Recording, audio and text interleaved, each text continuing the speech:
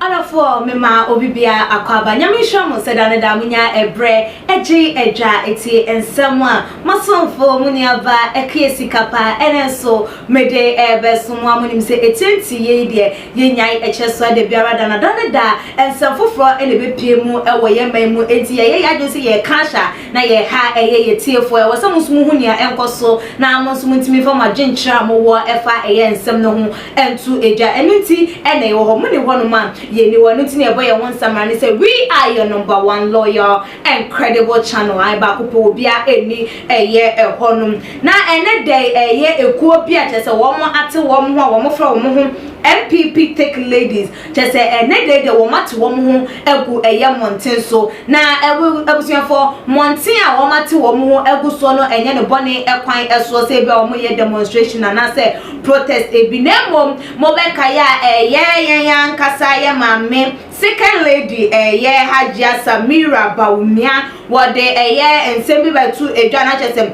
or advice manyina said wo betimi aye modin popio betimi abo etimi abo ama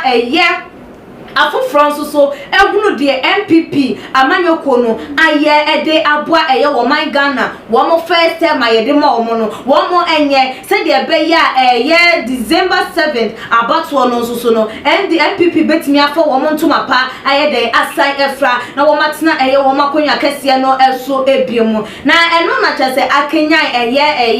NPP take ladies na wo hwe ebusuafo emfonyini a etwa ede kwa abonten a ebusuafo so mi hunu se ma kese we de asafo na nso so wo mo afọ wo mo afade ti se NPP efom na wo mo bo era market wo mo ebo era stores wo mo ebo era washing base o chese bebia wo mo bubo wre tokro bia wo mo wre mbrono bia wo mo hye ho ene kwa na wo mo ekom na NPP tik ladies yi busuafo wo mo afade se wo mo din etie eno no ene ebinum be hu ne Nika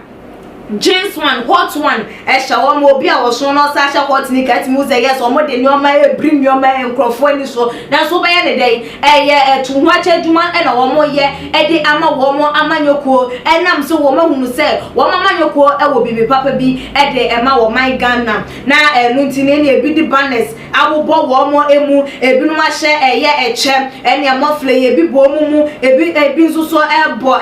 mofla ni bi wo mo eti so wo maji t-shirt ajasem ye mampani his excellency Nana Addo Akufo Addo nimfonyi ebomu na ebusuafo wo mo kire se wo mo edo ye mampani ene ne pamfom na ebusuafo wo hwa onwo abaya we se de nani age a wo sere na wa ma ne nsafo na chese fo mo fo na se de wa wutimi ehu na wo hwe emfonyi no mu amampanyi danche no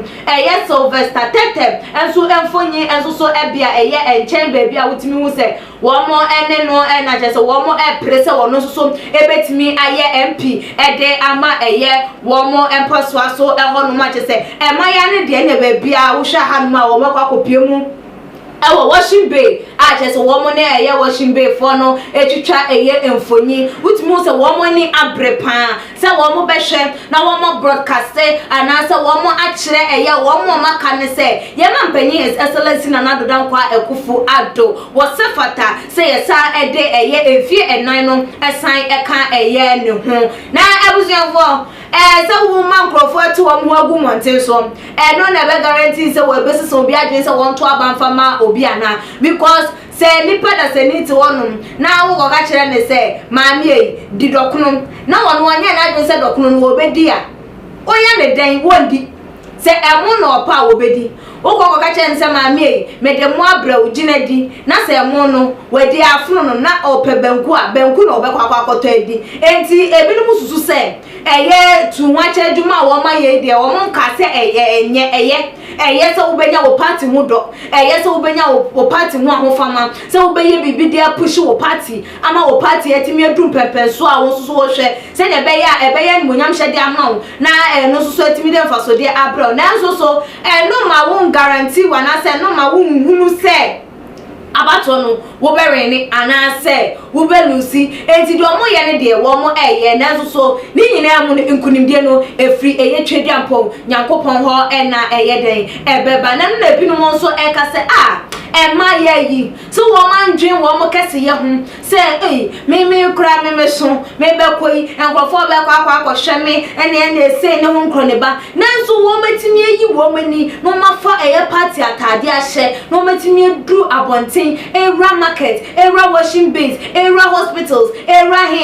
just a baby ene wo fie krampa na wo de airtom hye de mampanyes excellence na nadan Akufo Addo aye no eno hye say wo mo wo eye odo ede ema amanyoko no na eno krampo no ebetimi ama amanyoko no edi eye enkunim na so me de minim se enkunim de efrasafo erade ho ena eba emfa ho ni nipa wadwumade a wo beye sanse bible na akwapo kasem wo bredwumade yemfa bi enye den enka ho nyame nhira ena ma wo nipa emum eye odefo enti abusianfo se de emfonyi no etwagu ye wo hwe ye nuanom wo ma ho fama wo mo ntade ne eye didi a wo mo enya so wo butu na mo wo betimi ama eye nkunde na abra wo mo den na wo so betimi aka ede afan wudiri ye se wo mo da ye so no ebetimi abamu ede ama wo mo anafo wadwenche ebra otuma GH comment section follow yen our IG page atuma GH _ midin ede ekya sika padasene hebesane share.